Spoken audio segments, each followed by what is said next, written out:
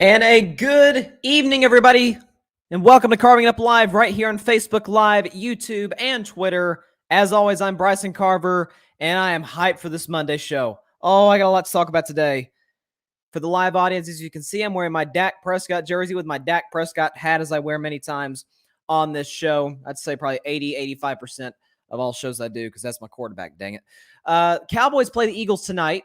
That is why I'm wearing this, of course, and I'm going to predict that game at the end of the show. I'm 13-3 thus far in my picks, the best week I've had thus far in my pick'ems in the NFL. Got the upset of the week correct, Cincinnati over Pittsburgh, which isn't looking so much of an upset. It was kind of a gimme, I guess, but whatever. And then my If I Were a Betting Man segment, I got that one right too. Broncos covered easily over the New York Jets. But a lot to talk about in today's show. Going to start by talking about the Packers and the 49ers, a game I watched last night, start to finish with my sister, who is a Packers fan.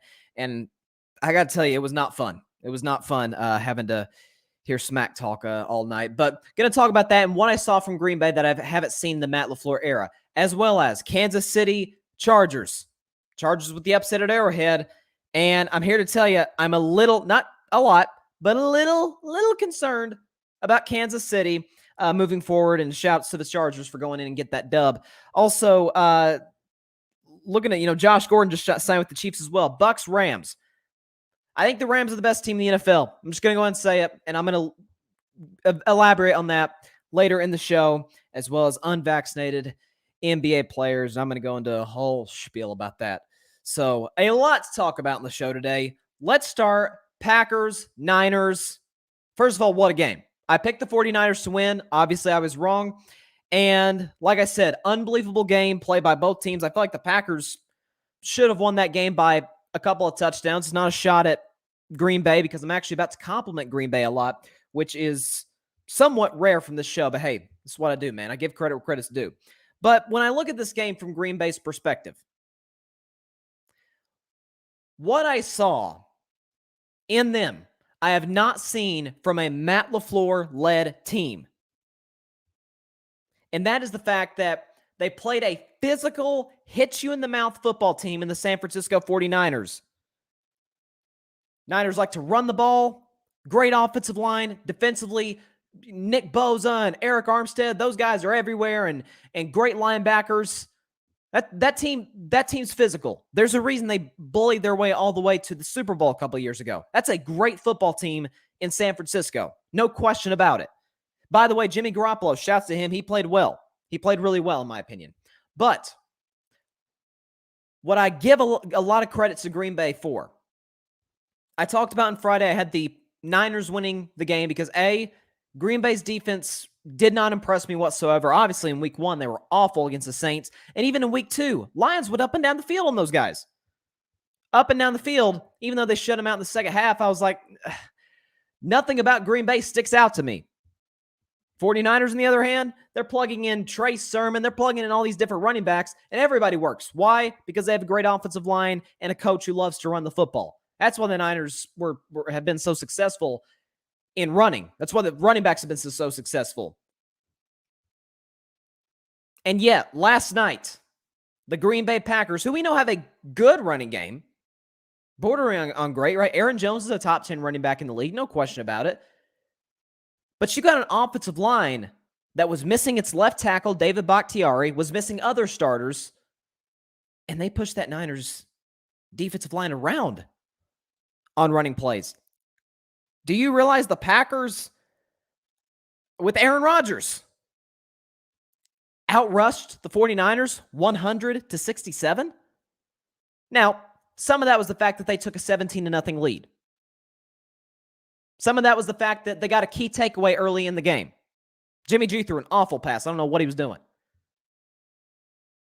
But give Green Bay credit. Give Matt LaFleur credit. Matt LaFleur is a guy who I've not been impressed with since he's been in Green Bay.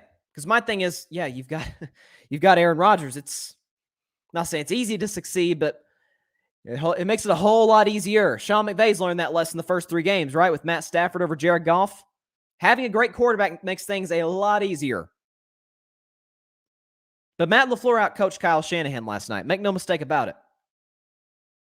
Because what the Packers did, They went into that game last night and all week. By the way, on a short week, they played last Monday night, so they had 24 hours less to prepare for San Francisco than the Niners did the other way around. Obviously, they played Philly last Sunday. By the way, Packers had to go on the road in San Francisco. Loud crowd. Last 2 times that they were in a full capacity Levi Stadium, it was, in a football context, a bloodbath. Both games were over at halftime. Green Bay got pushed around, couldn't run the ball. Aaron was bad. Devontae Adams couldn't get open. It was a mess. Packers defense couldn't get stops. But Green Bay won that game last night, and so we're going to run the football. We're going to run the football, and we're going to do it effectively. And that's exactly what they did. Aaron Jones was good. A.J. Dillon had a couple nice carries. On passing plays, Aaron Rodgers was about as mobile as I've seen him in a while. Moving around the pocket, avoiding the rush. Devontae Adams was uncoverable. And the last drive of that game, when San Francisco's down 27-21, and Jimmy G's leading them down the field, I'm thinking, oh my goodness, Niners are going to win this game. They get in the red zone. They're bleeding the clock. Green Bay only had 1 timeout at that point. So the Niners were in a perfect position. Perfect. But they made a big mistake. By they, I mean Kyle Juszczyk, who is the best fullback in football, which, look, listen, Peyton Manning on his show, Peyton's Places, once did an episode called, like, a murder mystery, who killed the fullback, because they're non-existent these days. So Kyle Juszczyk is a rare breed, quite literally, right? But he made a big mistake. Jimmy G throws him the pass. They're obviously close. They're inside the 10-yard line, and Juszczyk fights his way into the end zone. And I'm thinking, made a mistake. He made a mistake. He scored too early. I mean, I'm watching the game. I'm like, yep, they gave Aaron too much time. 37 seconds to just get a field goal. And we know Crosby's got a leg. He's hit a lot of clutch kicks in his career, especially in the postseason against my Cowboys, and I'll never recover from that game.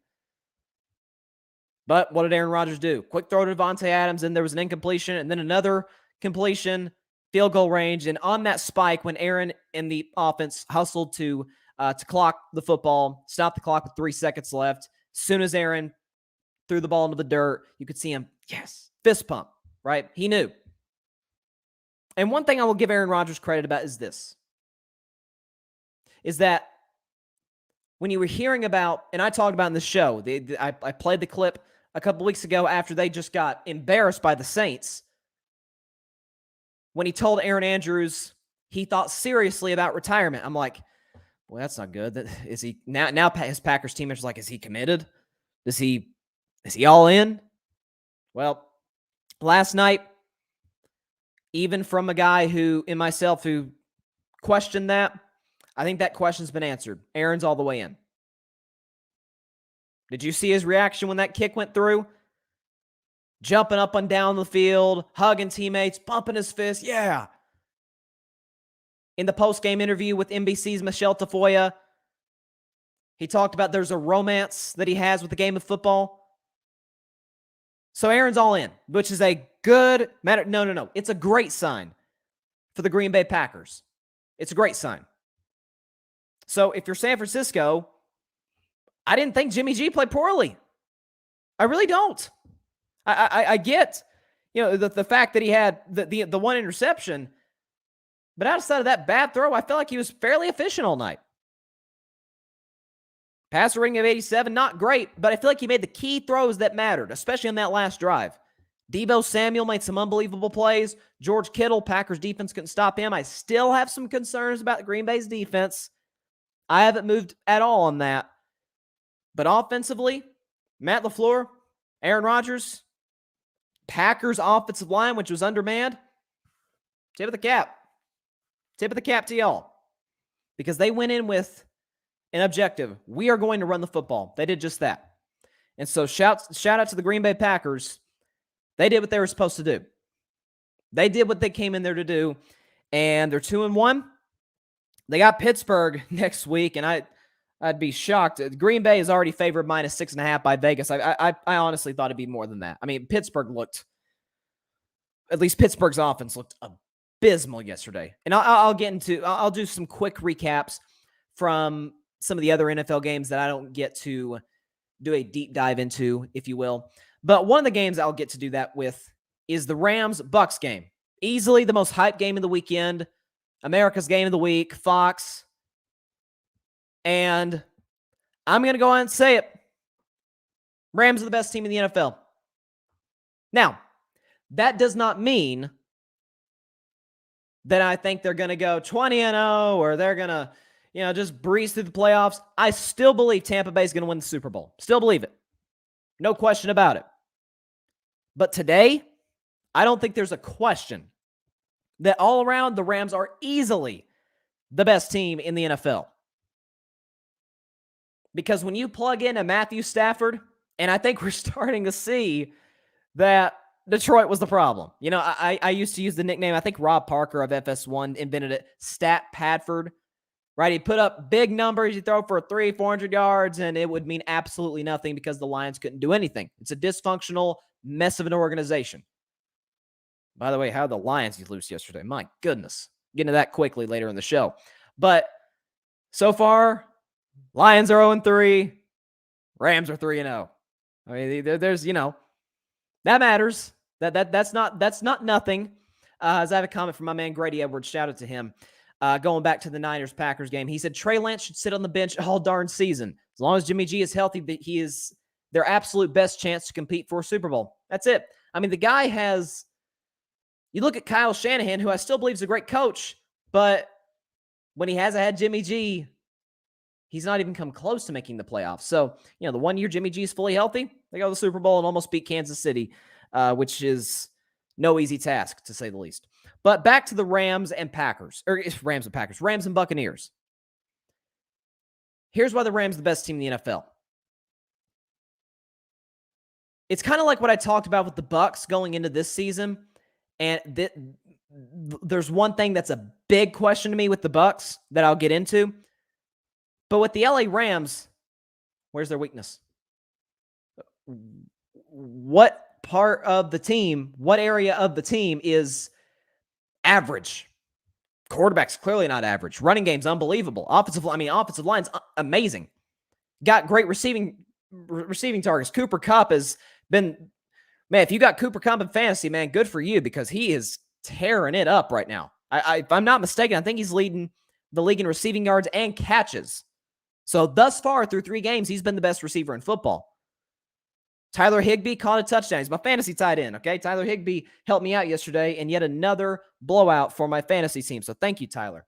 Robert Woods, excellent receiver, has been for a while. Okay, so the receiving core is good. Okay, Defensive line is unblockable. Aaron Donald was once again a monster yesterday. Gave Tom Brady fits. Okay, the secondary, Jalen Ramsey's probably the best, not probably, he is the best cornerback in the NFL. The Rams secondary is unbelievable.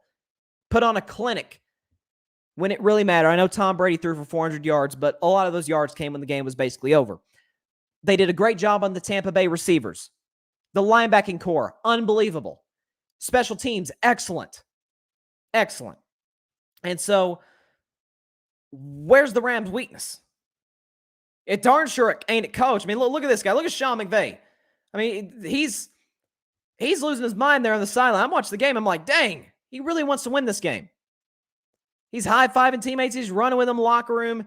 Here he is on this next clip, running down, congratulating Deshaun Jackson, who, by the way, had himself a game yesterday. Excited about him scoring that long touchdown. I mean, this is the team to beat in the NFL.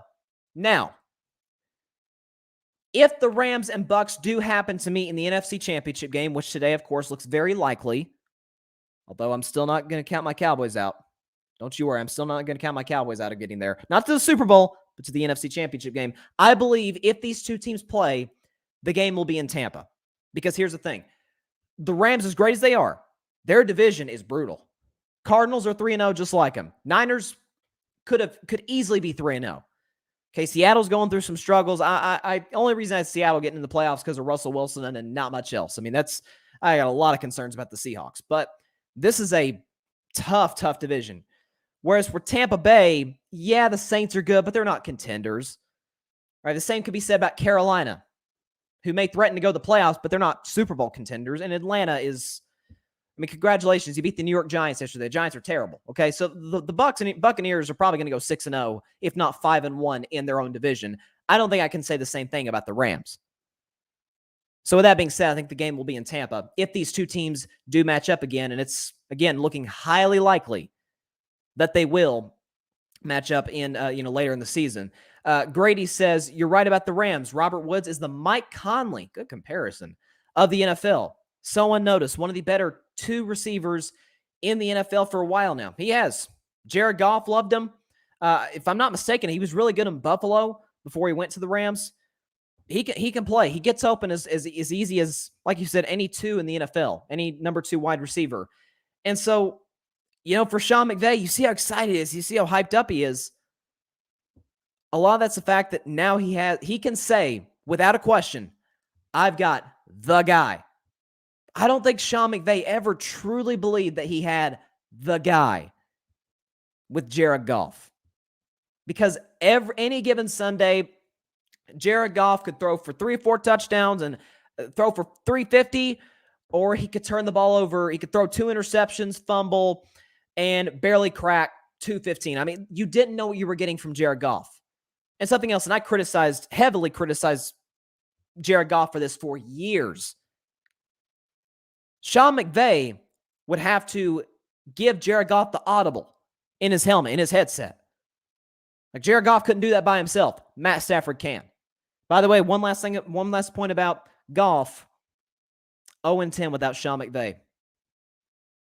0-7 with the Rams before McVay got hired. 0-3 in Detroit. So he's good. He's a good quarterback, but he's not that guy. He's not the dude that can win a championship for the Rams. I mean, listen, you know how I feel about that Saints-Rams pass interference call a few years ago. It was an awful call. It was one of the worst calls I've ever seen, but that was not the reason that the Saints lost the game. There's many other reasons that I don't have time to get into today. But you could say the Rams were a little lucky to get to the Super Bowl that year. Okay, so I get Jared Goff got him to a Super Bowl. He won multiple playoff games.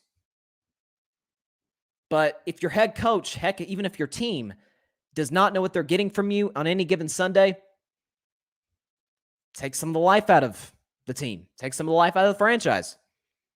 Matthew Stafford has given this team some real boost of energy. It's been unbelievable. I'm happy for Matthew Stafford, genuinely, because now we know, I think the debate's been pretty much settled. The issue is Detroit. Listen, we all knew Detroit was a bad franchise, but we can maybe sit back and say some of that's Stafford's fault. I mean, like, he deserves some blame. Yeah, I'm not really sure how much to blame at all that he deserves. I mean, come on. The Lions are a train wreck, and the Rams are the best team in the NFL. Again, I'm not saying the Bucs are not going to beat them, because I believe they will if they match up. But here's my concern about Tampa Bay. We all know the offense is great. They had an off day. That happens. Okay, Gronk got hurt. Antonio Brown was out. That stuff happens. Brady missed a few throws, although he had some unbelievable throws in that first half in the third quarter. That defense is not looking so good. Okay, this is a defense that, listen, we praised, and rightfully so, last year. That defense was unbelievable last year.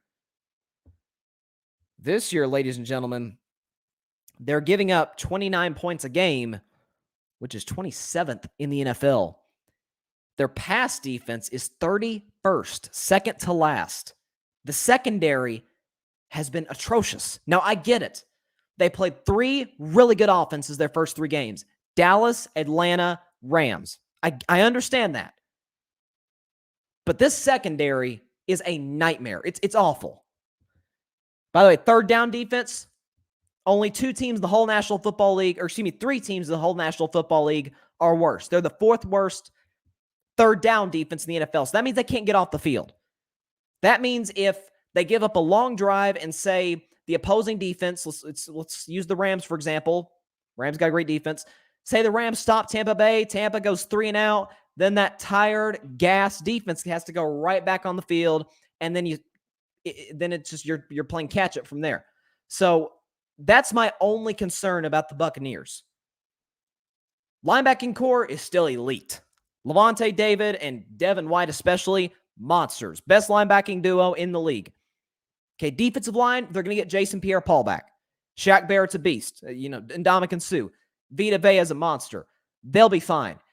It's the secondary I'm worried about. Now, the good news for Tampa Bay, every report that I've heard in the last week, I think I even briefly mentioned this last week, says that they're going after Richard Sherman, which Richard Sherman isn't Seattle Seahawks 2013, 2014 Richard Sherman, but make no mistake about it, the dude can still play. And veteran leadership, it's huge. But again, what did I talk about Tom Brady a couple weeks ago? Why I think he maybe could play till 50. Richard Sherman's not going to Tampa Bay if Tom Brady's not there. So there you go. Grady, if I can pull this up, there you go. Grady says, who do you think are the true contenders of the NFC? To me, it's Tampa Bay, the Rams, Green Bay, and the 49ers. Those are four really good teams. Grady, I'll say right now, no question the Rams and the Bucs. The two teams that played each other yesterday, there is no question those are championship contending teams. Call me biased. I don't care. I think Dallas is a championship contending team this season. I don't think they'll get there. I think they'll fall short in the NFC Championship game. That's what I predicted before the season started. I think that you got to put Dallas in that mix. Green Bay, I don't have a choice. I have to put them in there.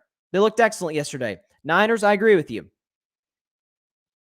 So I would just add Dallas to that. Cardinals, I don't think are quite ready yet. Cardinals could make a surprise playoff run, maybe. See, there you go. John Fan Podcast, he says Arizona. I wouldn't rule Arizona out.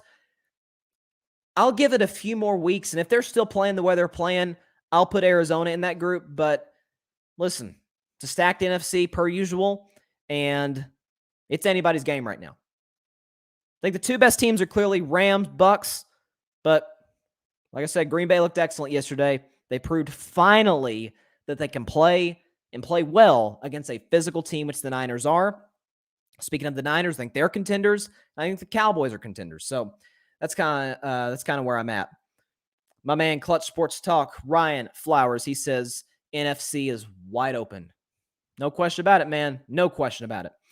Okay, so there's a lot more games to get into. I'm going to talk about this Chiefs-Chargers game just a second. By the way, speaking of the Kansas City Chiefs, two things. Number one, thank God that Andy Reid's okay. I think he had a dehydration issue yesterday. They had to take him to the hospital.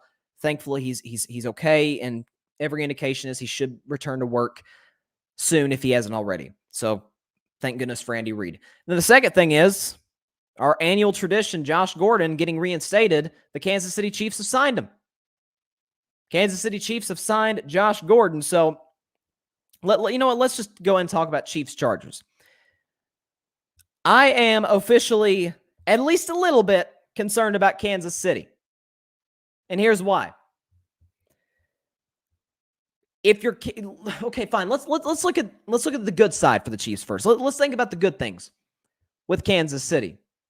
First of all, what you can say about them is, 4 turnovers. Mahomes, if you take out, last year's Super Bowl against Tampa Bay, that's the worst game Patrick Mahomes has played in a long time. Long time. I can't remember a game where Pat Mahomes played that bad. At all. Clutch Sports, Brian says offense isn't the problem for the Chiefs. I don't think it's the problem, but I think it is part of the problem, at least for the moment. Because here's the thing. Last week, when they played Baltimore. When they played Baltimore, they did have an 11-point lead. Okay, Lamar Jackson, I praised him, and he deserved every bit of it. He played outstanding in that game, especially in the second half. Baltimore scored, right? It's a 5-point game. Kansas City got the ball back and didn't do anything with it. Punted it to Baltimore. Ravens scored again. Lamar Jackson ran it in. Okay, and then you get to Kansas City getting the ball back. Mahomes gets him right down the field, and right on schedule, Clyde Edwards-Helaire fumbled. And that was basically the game. Ravens ran the clock out. Ryan says Gordon won't do much. Their defense isn't stopping anyone. That's what I was going to get to in just a second. He said they are dependent on Mahomes way too much. The good news for Kansas City is this. Number one, Josh Gordon's coming in. And the good thing about Josh Gordon is it's just like Antonio Brown going to Tampa Bay last season. Low risk, high reward. If he works, great. It's another weapon for Mahomes to go with Tyreek Hill and Travis Kelce and all them guys. It's another weapon to give Patrick Mahomes. If it doesn't, you still got those weapons. It's not a make or break situation for them at all. And so the good news for Kansas City is they turned the ball over 4 times yesterday, and it took a Chargers game-winning drive to beat you. The bad news is you turned the ball over 4 times yesterday, and your defense, again, could not get a stop at all. I mean, even when the Chargers, and I swear, sometimes I hate watching the Chargers. I don't hate watching Justin Herbert because he is out of this world. He's unbelievable. I said before the season, he's clearly a top 10 quarterback, and I think he's proven that thus far. I love watching Justin Herbert. Everybody else, especially that offensive line and some of the other guys with these pre-snap penalties. What? It's like the Chargers lose the same way. The Chargers are always going to play you close. They're going to give you heck for 60 minutes. 3.5 hours of real time. But it's the penalties after penalty after penalty that's killing them. Even when the Chargers were going to go for it on 4th down and medium, you get the false start, you bring it back late in the game, and Kansas City, again, couldn't get off the field on, 4th and 9? Because of a pass interference call. And it was a good call, by the way. It was a clear pass interference, but they still couldn't get off the field. So that's the thing. That's what I'm worried about with Kansas City, and it's a little bit with Tampa Bay, right? But I think Tampa Bay can fix that because they have the personnel. Todd Bowles, we know what a great defensive coordinator he is. Steve Spagnuolo, man, I'm starting to have some real questions about him. I'm starting to have some real questions about that Kansas City defense. And it ain't like they don't have great players.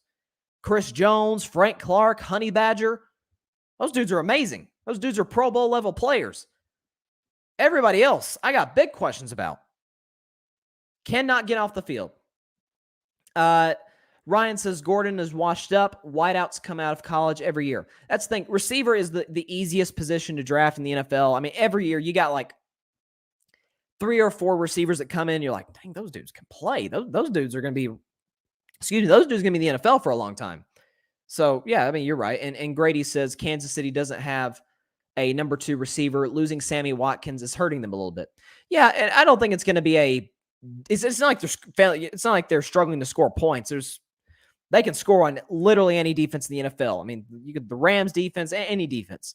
But it's the fact that the offense, at least the last 2 games, has not made the plays that they absolutely have had to.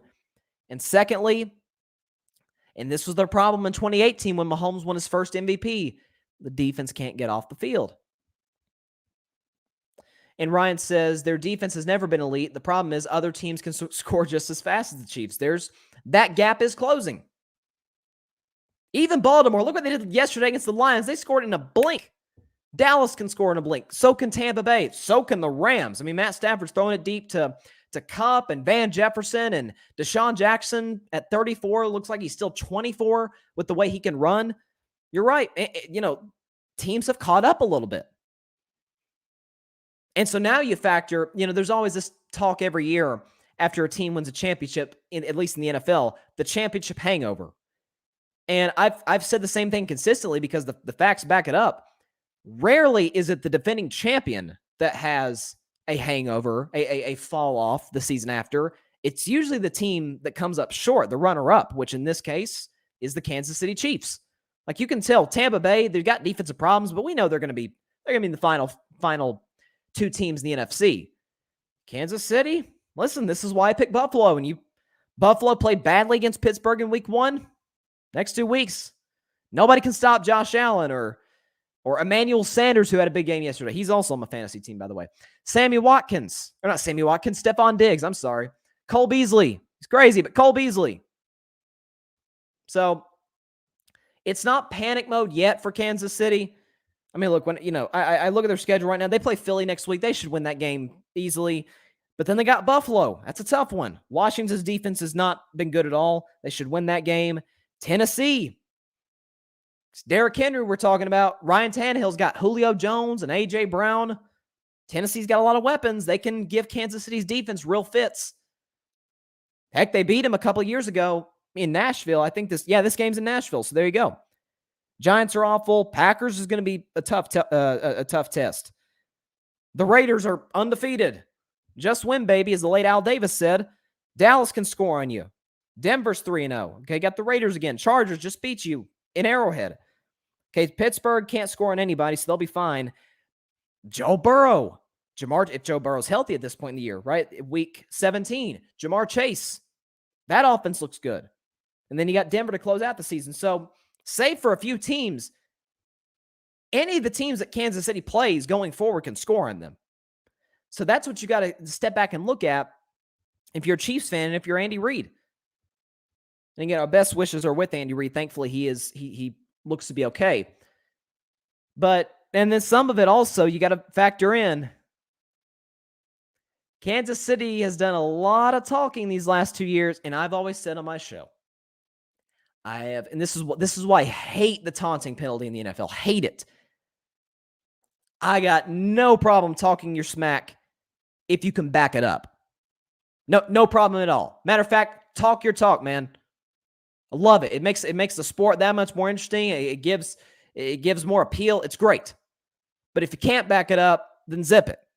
And Kansas City last offseason, after they won the Super Bowl, they're talking dynasty. I'm like, guys, you only won one championship.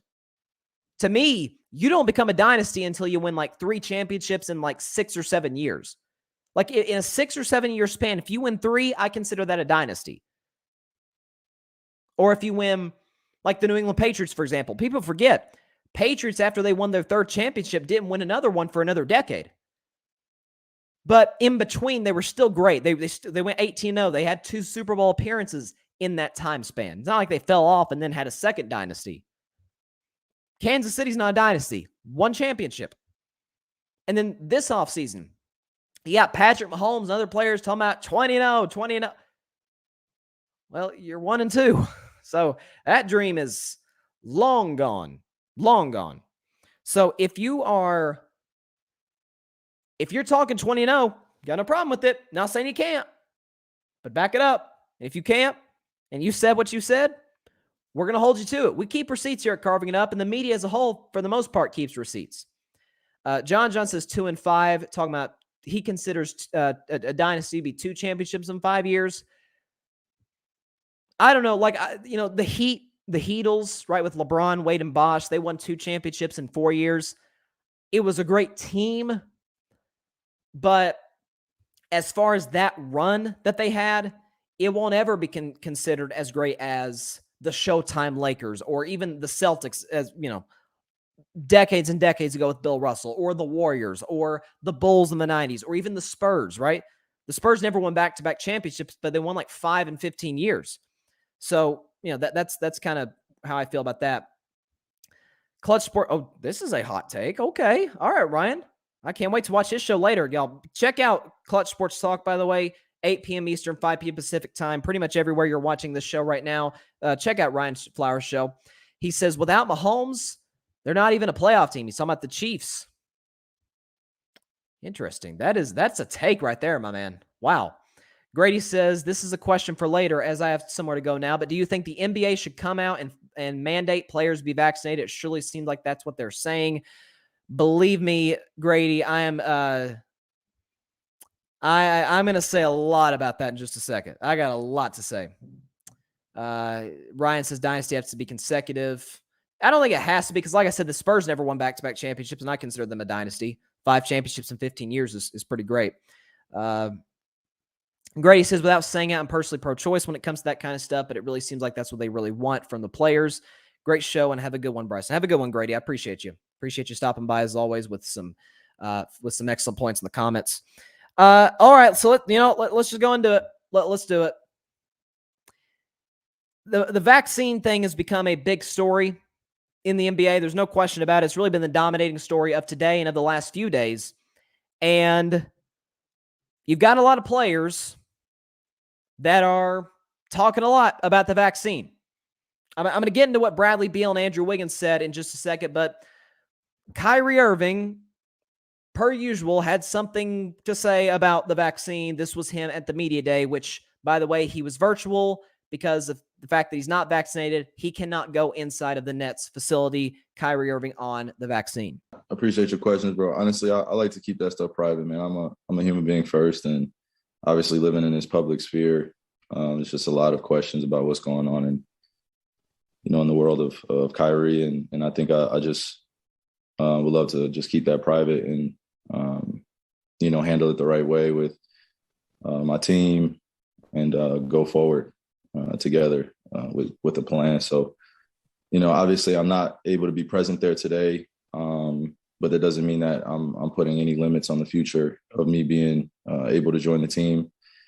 And I just want to keep it that way. So we can keep that private. And if anybody has any further questions about that, please, it'd be the same response. I would like to keep that private. And just please respect that. Okay. As far as keeping stuff private, there's only so private you can get when New York and San Francisco, trust me, I'm going to say a lot about Andrew Wiggins, but New York and San Francisco, and I think even Toronto, which of course has the Raptors, they have mandated you cannot go into the arena if you are unvaccinated.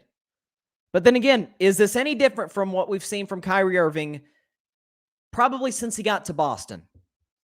He's unreliable. The old cliche, and I fully believe it, the best ability is availability, and Kyrie, more times than not, is not available. Whether it's injury, whether it's his own weird personal stuff. I mean, Kyrie Irving, there's a Rolling Stone article about the NBA and vaccines. It's excellent. I encourage anybody to go check it out.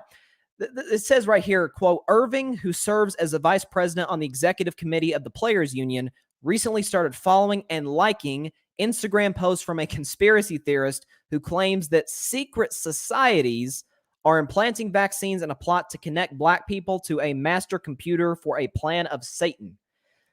Listen, I understand those out there who have discussed Black Americans and how they've been victimized by vaccines in the past. I totally get that. Totally understand that and totally get that. But this is about the weirdest what I've ever heard. I'm going to quote that again. Secret societies are implanting vaccines in a plot to connect black people to a master computer for a plan of Satan. Oh, Kyrie. Man. But then again, this is about what we expect. So, KD, you missed Steph yet? You don't have to deal with this stuff with Steph. Let's talk about one of Steph's teammates. Or before I even get into one of Steph's teammates, let's talk about Bradley Beal for just a second. I don't have the soundbite, but he was talking about how he hasn't been vaccinated. And Bradley Beal did have COVID, and it actually cost him getting to compete in the Olympics. He was on Team USA, got COVID. He wasn't able to travel with the team to Japan, to Tokyo. And Bradley Beal said today, he said, I would ask the question to those who are getting vaccinated. Why are you still getting COVID? Well, Bradley, same reason you can score 60 in a game and still lose because you play literally no defense. By that logic, why do we need fire alarms? If there can still be a fire in the house or in a building, why do we need seatbelts if we can still get in a car accident? This is really bad logic, guys. Really bad logic. So I don't know what the heck Bradley Beal's talking about. And listen, I got a lot of respect for Bradley Beal as a player, but, it is what it is. But aside from Kyrie Irving, who I just expect this stuff from at this point, he says all kinds of weird stuff. Earth is flat, whatever. Bradley Beal's on a team that's not going to do anything this year. Washington is below average. They're not doing anything this season. Let's get to a player who happens to play for my favorite team, a team that is going to do something this season. That'd be the Golden State Warriors. The player I'm referring to is Andrew Wiggins. Andrew Wiggins has refused to get the vaccine. He's made that very clear to the Golden State Warriors front office and organization, and he is not backing down. No, it's not uncomfortable. I'm confident in my beliefs and, what I think is right, what I think is wrong. Man, I'm just going to keep, doing what I believe, whether it's one thing or another. I'm just going to keep doing it. What's the reason for not just explaining what you believe? It's just none of your business. Again, anything that's to do with my status, vaccination, I'm just going to keep that private. It's a personal matter, so I'm going to keep it personal and private. So again, back to the personal thing. That's all great. You can do a lot of things that are detrimental to yourself, your health, whatever, until it starts affecting people. Jerry Jones, who I have disagreed with many times in the show, have ripped many times for many different things on the show. I'll give Jerry Jones this. He has been upfront about the vaccine thing. He said, look, it is a personal choice until it starts affecting other people, right? You can, technically, you can drink and drive. You can text and drive. But that decision could cost somebody their life, could cost you your own life. Right? Not putting on a seatbelt could cost you your life. So you do have the freedom. They say, oh, the government's out to get me. They're not they're not trying to take your freedoms. Okay, they're not trying to do that. But you do technically have the personal individual freedom to do these things. And back to a point about Andrew Wiggins. Andrew Wiggins said, the reporter asked a perfectly good question. He said, can you explain to us why you won't get the vaccine? Because it's none of your business. Okay. I had a great English teacher one time. Shout out to her. You know who you are. I had a great English teacher. And she talked about one of her big things is we can agree, we can disagree, as long as you have a good, intelligent point to make. If you make your case, I can agree with it. I can disagree with it. I can be indifferent. But just make a good case. Andrew Wiggins makes no case. And with Andrew Wiggins, if I sound like a Warriors fan, whatever. But Andrew Wiggins, you, my friend, are playing for a championship organization.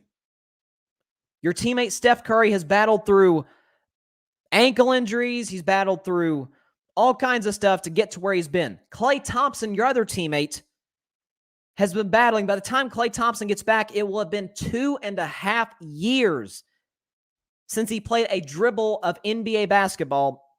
And he has, since the second he tore his ACL, and unfortunately after that tore his Achilles a year later, the man has been dying to get back on the basketball court. Draymond Green, second-round pick, underdog story, 3-time champion, defensive player of the year. He talks about the dynasty's not over. We're going to go back and claim what's ours. Okay. Andre Iguodala came back to win a championship with Golden State. A lot of people talk about, team first, until it's time to be team first. And Andrew Wiggins right here has shown, and Jimmy Butler, I want to apologize to you, because I should have believed what you said when you were in Minnesota. This guy does not care about winning. He's shown that. Andrew Wiggins does not care about winning. Okay, because Jimmy Butler ripped Karl Anthony Towns and Andrew Wiggins both on his way out of Minnesota when he got traded to the 76ers. He says, those guys don't have it. And Andrew Wiggins is a guy that I've advocated for on this show. I'm like, listen, I'd take him over Ben Simmons any day of the week. Is Ben Simmons more talented? Yes. But Andrew Wiggins is the same guy who averages 18 a game. You're getting 20 a game from Andrew Wiggins. Great defense. Can knock down an open three. Can create his own shot. He's a better version of Harrison Barnes. The Warriors did win 73 games with Harrison Barnes as their starting small forward before KD got there. Like, Andrew Wiggins is a better Harrison Barnes.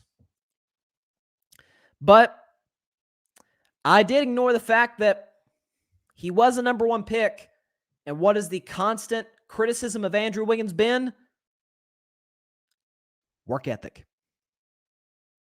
Wanting to win. The same criticisms I have of Ben Simmons. I should be more consistent in applying those same criticisms to Andrew Wiggins. That is not saying, by the way, that I want us to trade Andrew Wiggins for Ben Simmons, because I don't want that at all. I still am very firm. I do not want Ben Simmons to ever put on a Golden State Warriors uniform unless he's unless he's just buying a Baron Davis jersey or whatever, or Tim Hardaway or Chris Mullins. I don't care. But if this does not change, Bob Myers has to get his butt out of there. Whether it's trading him to Sacramento to get Harrison Barnes back, let another team have this problem. But keep in mind for Golden State to start the season, Klay Thompson is going to be out to start the season. He said himself today at Media Day that he's thinking about mid-December at the earliest, late November, early December at the earliest of his return. So he'll be out at least a month and a half, at least. James Wiseman is still recovering from a knee injury he suffered last season. He's not going to be ready for opening night. And so it can't just be Steph Curry, Andre Iguodala, and Draymond Green. Andrew Wiggins needs to be there. And I still believe he can be an important piece to a championship contending team. I truly believe that. But if Andrew Wiggins is not, if he does not believe in team over self, get him out of there. I don't want him near this organization. Kyrie Irving, I expect this type of crap from him. I expect this earth is flat, conspiracy theorist nonsense from Kyrie Irving. Bradley Beal, who cares? He's with a bad team. It's not going to affect their championship odds negatively or positively. That's a bad team in Washington. Andrew Wiggins, very, very different story. If you want to be a part of a championship organization, get vaccinated. If you don't, fine. You don't have to. We'll trade you. That's got to be the mindset of Bob Myers and the Warriors organization. And this is really frustrating right now. And so, it's like, let me see if I can pull up the Kareem Abdul-Jabbar quote. I posted it yesterday. Kareem Abdul-Jabbar had a quote about getting the vaccine. Let's see.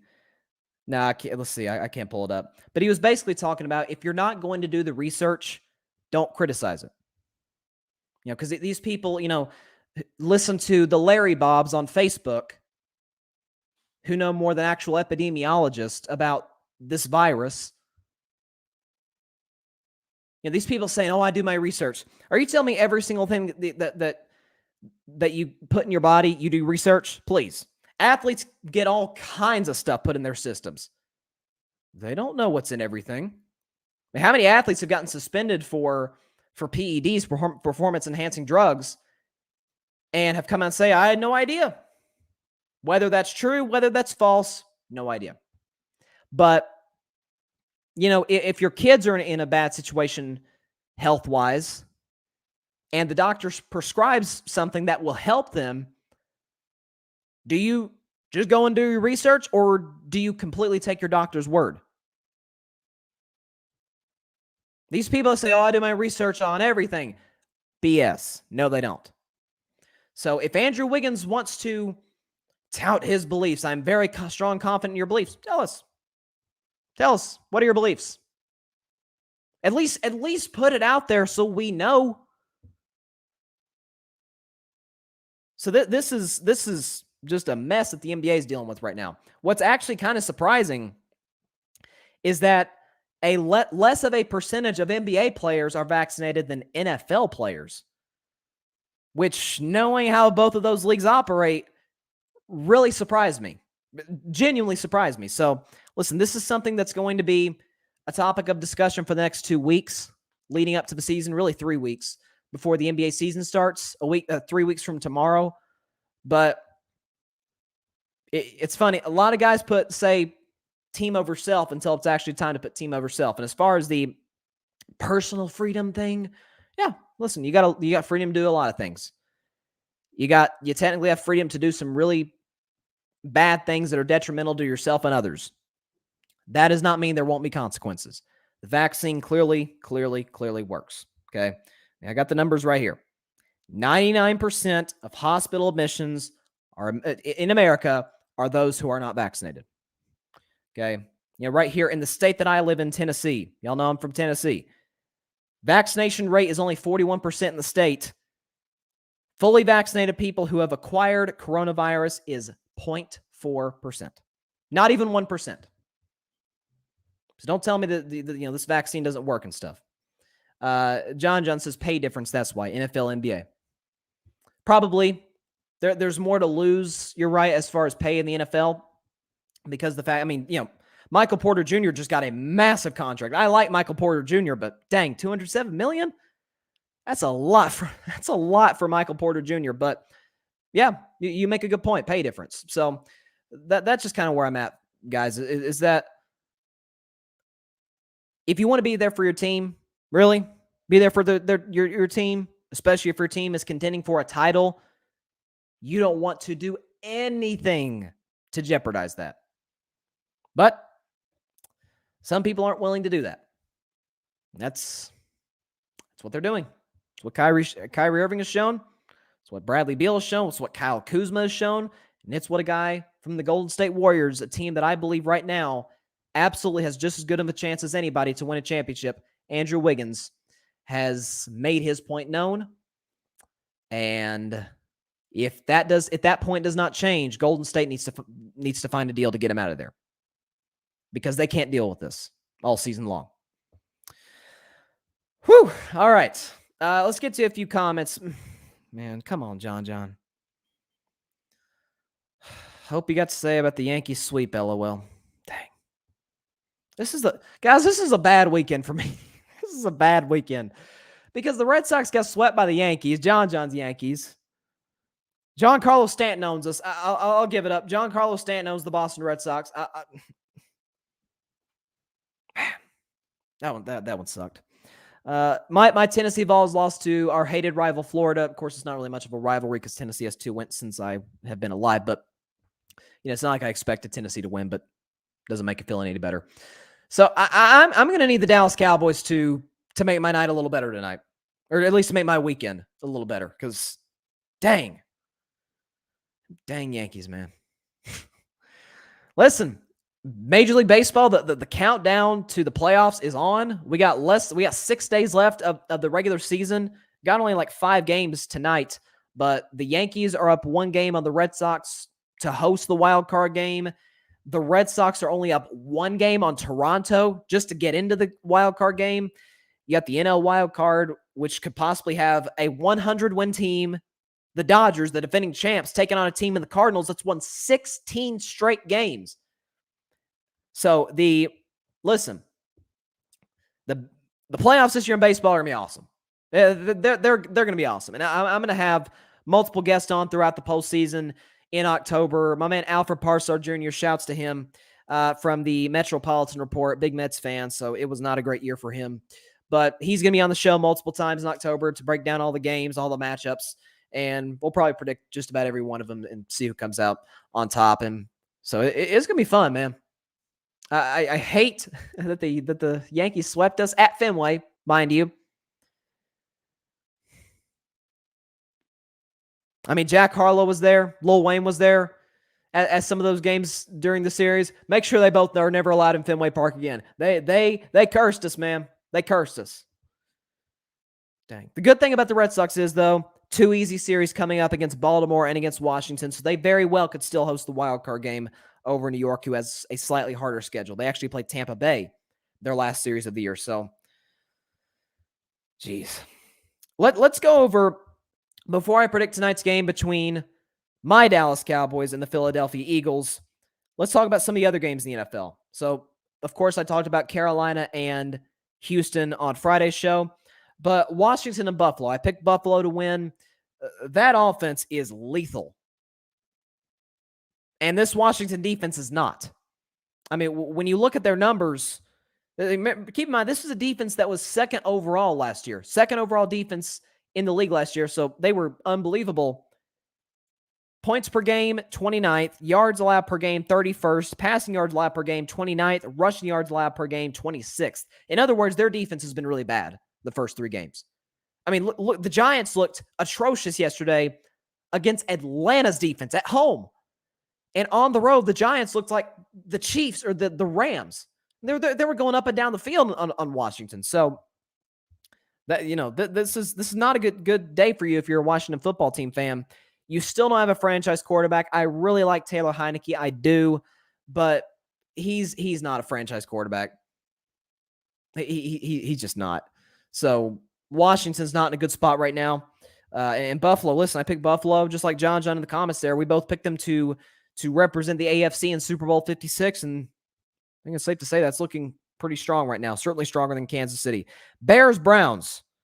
Justin Fields made his first start yesterday, and I don't think it could have gone much worse. 60 for 20, 68 yards, a QBR of 6, a passer rating of 41. Could have went better, but in his defense, the poor kid was sacked 9 times. 4.5 of those, basically half. Myles Garrett, who was my pick to win Defensive Player of the Year.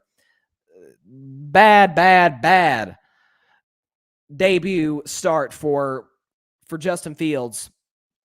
And I know a lot of people calling for Matt Nagy's job. I'm not going to do that yet because I've been very complimentary of Matt Nagy on this show numerous times. I've defended him for 3 years now on this show. I always say, look, he got to the playoffs twice with Mitch Trubisky. Okay, he can coach. I still believe that even if he got fired tomorrow, he would, without a question, get a good job next offseason. But the thing with Matt Nagy is he put his quarterback in a tough position. He knew the offensive line was bad. Like, Chicago's offensive line needs to be the point of focus in a few months for the Bears when they do go into the offseason in January and February and March and April in the draft. Because they cannot protect anybody. I mean, people saying, if Andy Dalton would have played. I think it would have been worse than Andy Dalton because Andy Dalton can't move around like Justin Fields can. They didn't move the pocket. Not many design plays where Justin Fields could use his legs. I mean, that's... And like John says, Nagy says the doors are open for all 3 quarterbacks, meaning Andy Dalton, Justin Fields, and Nick Foles now. Which, if I'm Nick Foles, I'm saying, trade me. Like, I'm not risking it. Unless Nick Foles can come out there and put on a good showing and give himself an opportunity for at least this season to be the full-time starter. But I think it's bad for Justin Fields to just put him right back on the bench. It hurts his confidence a little bit. You have no idea when he's going to start again. Does your starter get benched? Does he start some games? He needs to have that consistency. Matt Nagy needs to go to Justin Fields. He needs to make a decision. You're the backup or you're the starter. You're our guy. Because if he can't make that decision, then Matt Nagy is no question gone. He's going to get fired if he can't make a clear-cut decision on Justin Fields. So, and Baker Mayfield was fine. I mean, 246 yards, touchdown, pretty much a Baker Mayfield game. But, it's not like he's going to take the top off of your defense. It's a run-first team. Ravens-Lions. Wow. Man, that was the one game where my jaw was just dropped. And it was because of this play right here, the longest kick, the longest made field goal in the history of the National Football League. Justin Tucker, the floor is yours. Its way. It bounces off the crossbar, and it's good. Oh my goodness! Oh my goodness! Oh my! Did that just happen, Greg? Good question. 66. And by the way, what got them down there? Ravens at a 4th and 19 in their own territory before Lamar completed a 36-yarder, beautiful throw to Sammy Watkins, which set them up, which I thought Lamar ended up throwing an incompletion on the very next play. I thought that they just throw a Hail Mary. But John Harbaugh went with Justin Tucker. It hits the upright. Or not the upright, it hits the goalpost and bounces in. Longest field goal in NFL history. I think the previous record was 64, I think, from Matt Prater in Denver. But again, that's Denver. Right? It's the altitude in the Mile High. Like, that does help. Justin Tucker was indoors. He didn't have any wind to assist him. So, wow. Ravens won that game 19-17. I almost had Baltimore as my lock of the week, or excuse me, if I were a betting man. I think they were favored they were minus 9 or something. Skin of their teeth, man. Barely. But that's what's great about the NFL. The games you think are just going to be blowouts almost never are close. By the way, I made a mistake with Ryan Flowers. I said that his show is at 8 o'clock Eastern, 5 Pacific. He's actually live right now at 7 Eastern, 4 Pacific. So be sure to catch his show pretty soon. So Colts, Titans. I shouldn't have picked the Colts to win the division, guys. I'm going to be wrong on this one. I'm going to be wrong on this one. Carson Wentz is terrible.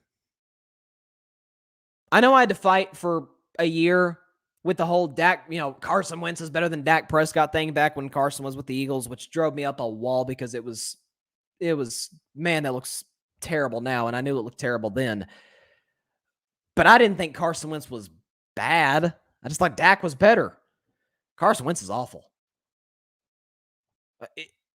He's almost unwatchable at this point. I mean, the Colts have a great roster.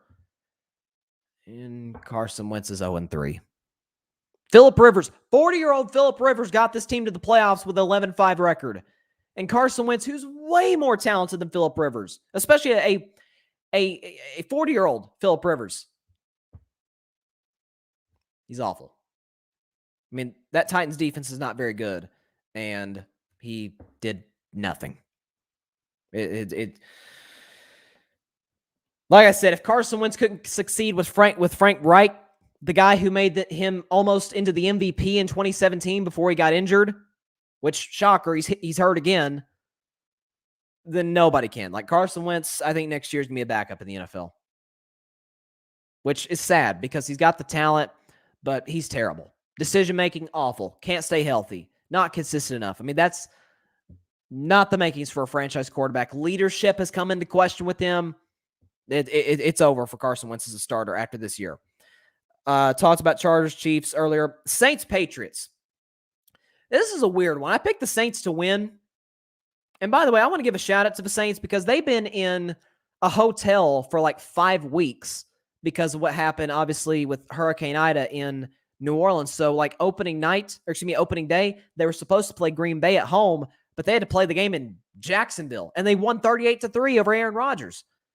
Right? They got beat last week by Carolina. Carolina pushed them all over the field. Carolina's going to push a lot of people over the field, so that's not that bad of a loss at all. And then this week, they go to New England, another road game, in Foxborough, and they dominate New England. And once again, I know that there hasn't been a rookie quarterback thus far that has looked great. I mean, you saw Justin Fields yesterday, albeit with no offensive line. Trevor Lawrence looked fine, still not great yesterday. Zach Wilson didn't score a point against Denver. Trey Lance still isn't even starting yet, although he did run for a touchdown yesterday. Matt Jones ain't it. I said before the draft he ain't it. He ain't it. He's not a franchise quarterback. He's a backup. Okay, I've said this. I've been on this train since January. I mean, the guy cannot move in the pocket. Is not mobile. Threw 3 interceptions yesterday. That's what people said. He's so smart with the football. Really? Threw 3 picks yesterday. This is not a franchise quarterback whatsoever. And there was a moment after the game. I'll put it up right here. Belichick after the game. So Jameis Winston goes to Mac Jones, shake his hand after the game. And before Mac Jones can go to any Saints players, you can see right there for the live audience, for the podcast audience, Bill Belichick is grabbing his arm, his wrist really, and pulling him over not to shake any Saints players' hands, to go straight to the locker room. So that's interesting to say the least. I'm not real sure what that's about, but I mean, he threw 51 times and threw for 270 yards. Usually if a guy throws that many times, I mean, he clears 300, most of the times 350 easily. 270, 1 touchdown. 3 interceptions, passer rating of 55. He was awful. And New England's going to be 1-3 after next week when they play Tampa Bay when Tom returns, which that's going to be crazy. That is going to be a television event. Falcons, Giants. I was wrong on the Giants at least giving Dallas a run for their money at the NFC East. They're awful. Daniel Jones is awful. They're going to move off him after this season. They're going to try to find a new quarterback. He's got the skill position players. The defense, to be fair, isn't as good as I thought it'd be. I mean, Atlanta went on the road on Eli Manning's jersey retirement celebration and just kicked New York's you-know-what and won a game-winning field goal by Young Ho Koo. So, and then you got Bengals, Steelers, my upset of the week, which I feel bad for really calling that an upset of the week because I think today Cincinnati has the better quarterback. I'll tell y'all I was right about Mac Jones. Equally, I'll tell y'all I was wrong about Joe Burrow. I was wrong. This dude is a franchise quarterback and then some. If he could get a legit offensive line in front of him, Cincinnati could be a legit team. And a defense, by the way. But their defense didn't have to be great yesterday because Big Ben is done. He was, I know, you look at the stats and everything, and you see that Ben Roethlisberger threw for 318 yards. Guys, he can't push the ball down the field. He's done. And it sucks. He's a great quarterback. He's a first ballot Hall of Famer. But, I mean, the Steelers put up 10 points yesterday on Cincinnati. Cincinnati's defense is not good. Come on. It's over. It's over for Big Ben in Pittsburgh. And I picked Pittsburgh to have miss the playoffs, but have a winning record just out of respect for Mike Tomlin. They still might, but dang. Pittsburgh is not the worst team in that division, but they had the worst quarterback. I mean, there's no question Lamar's better. Joe Burrow's better. I think even Baker's better. And I'm not even that high on Baker, but he's better than Big Ben. At least Baker can throw the ball deep. At least he can do that. Big Ben can't even do that at this point in his career. So that's where I'm at in the Steelers. Cardinals, Jaguars, there was a crazy return at the end of the half. Arizona tried a long field goal, not that much shorter than Justin Tucker's game winner against Detroit. Arizona tried a long field goal at the end of the half, and this Agnew kid from the end zone caught the kick because it was short and returned it 109 yards for a touchdown. Still, nevertheless, Arizona won. They're 3-0. Kyler Murray looked excellent. 316 yards. I mean, Kyler Murray, listen, you can put his name in the MVP discussion. I think Matt Stafford's leading it, but put Kyler Murray's name in that MVP discussion. Jets, Broncos, that was if I were a betting man, and yeah, if you bet the way I would have, you'd have won some money because Denver totally dominated the Jets all afternoon. Zach Wilson threw 2 more interceptions. It's going to be a long year for the Jets. I'm sorry, John. I'm sorry, Alfred. This is going to be a long year for y'all again. Dolphins, Raiders was an outstanding game. And not a good game at all for Tua. A, the Dolphins lost. B, looks like Jacoby Brissett's a better quarterback. Jacoby Brissett's a guy I've always talked about is low-end starter, high-end backup. If he comes in, he can win you some games, but he's never going to make you a championship contending team. But even today, I think that's a little bit better than Tua. I mean, the Raiders are 3-0 now. They very well could have lost their first game of the season because Jacoby Brissett kept them in it. I mean, he had that long touchdown drive to tie the game, 2-point conversion that sent it into overtime. Raiders got a field goal. He answered right back with a field goal, and then the Raiders subsequently went down the field, and they kicked the game-winning field goal to win the game, and the Raiders are 3-0, and I had them winning 4 games all season, so how dumb do I look today?